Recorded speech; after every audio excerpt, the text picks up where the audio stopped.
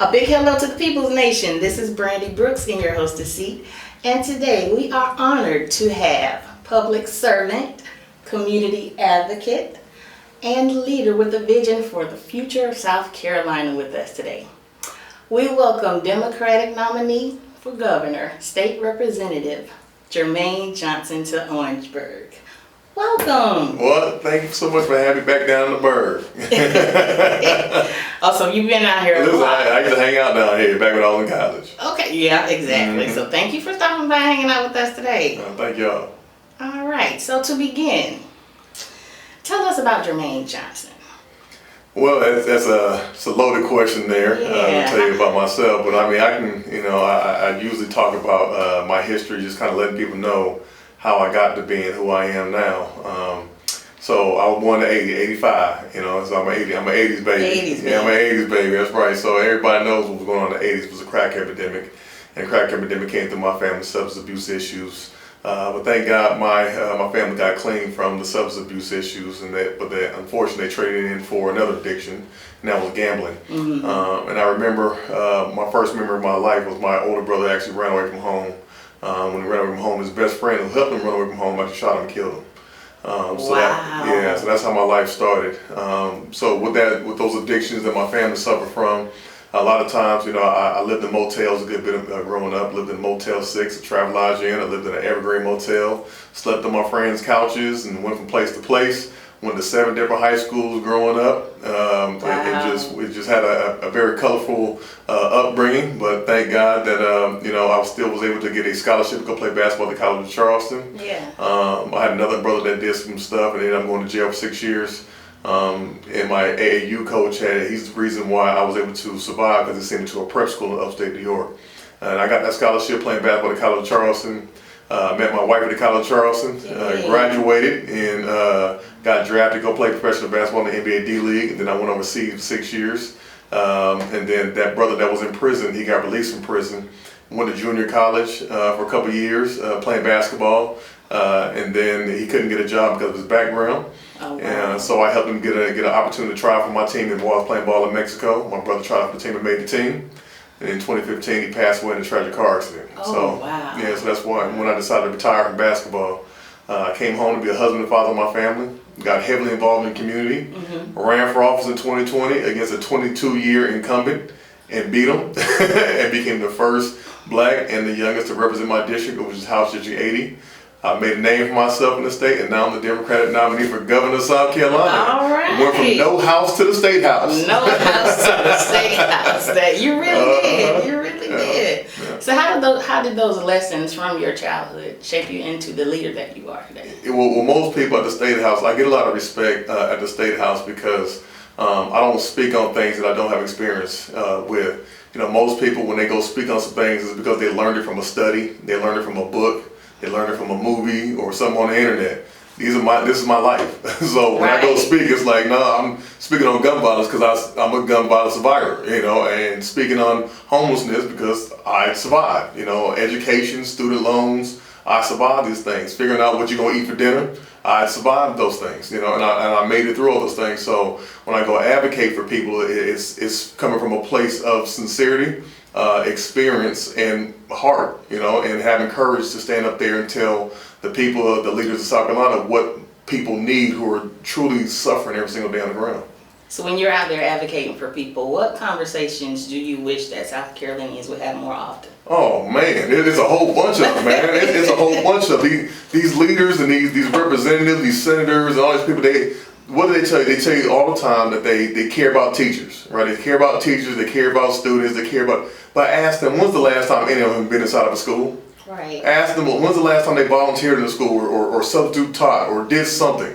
See, I actually am a volunteer in the schools. I actually do substitute teach. Like, I go into those schools so that they can see me, so they can understand that I'm a real person, that they can touch me, they can talk to me. Right. And I want to know exactly what's going on in these schools so that when I go advocate for them on their behalf, I will know exactly what I'm talking about. So I talk from experience, and so that's why whenever I get up to speak at the well at the State House, I ain't just talking up there just to ramble. Like, it's stuff that I know. It's stuff that I know all the way about, So I wish that the leaders would get more involved in these communities. I wish they would be more active in the communities, and I wish they had more experience about the people who are suffering every single day here in South Carolina, because if they don't have that experience, they truly can't speak about these issues. Because what's the thing that the young people and people tell you all the time? You don't know what I'm going through. Right. You don't know what I've been through. Exactly. And they truly don't know what they're going through, what they've been through, but I do. You know, and that's what makes me uniquely qualified to be in this position.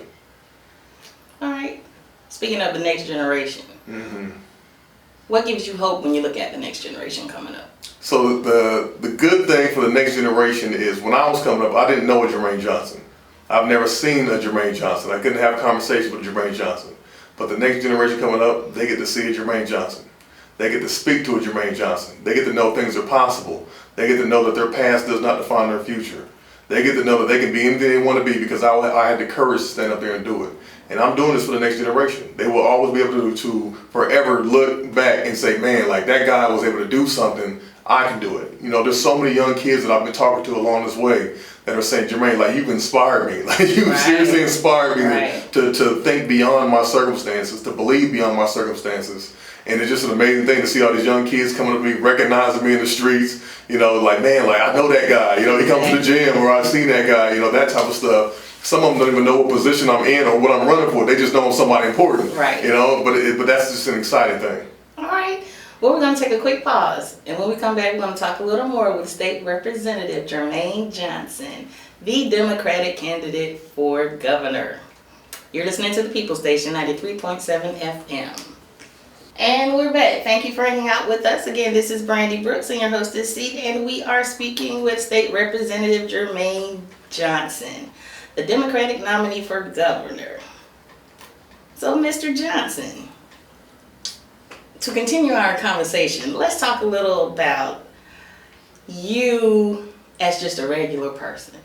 Mm-hmm. All right? Mm-hmm. So, if you weren't in politics, what career, other than basketball? Oh, how you gonna tell me that? Other than basketball, because he's about 7 feet tall, y'all. Other than basketball, what would you think you would be doing? I'd be a PE teacher. Really? I would be a PE teacher. That was my first plan in life, to be a PE teacher. And when I went to College of Charles, this is why it's important for parents and people who believe in these young people to be involved beyond high school with these young people. Because when I went to the College of Charleston, I went to the academic advisor and I said I wanted to be a PE teacher, and they told me, no, let's look at something else for you. And they just put me in a box, and that's why I ended up majoring in communication. So I majored in communication, I minored in theater. Okay. But I wanted to be a PE teacher. But it's funny because I'm an adjunct professor at Billings Technical College now. So I still ended up in education, no matter what they try to do. Yeah. I still ended up in education. So I wanted to be in education. You said theater too. Yeah, I minored in theater. So I did more writing than anything else. Oh, okay, okay. So I know you're doing a lot of traveling across the state now. Yes. So what's on that playlist when you're traveling to different events? What's on your playlist?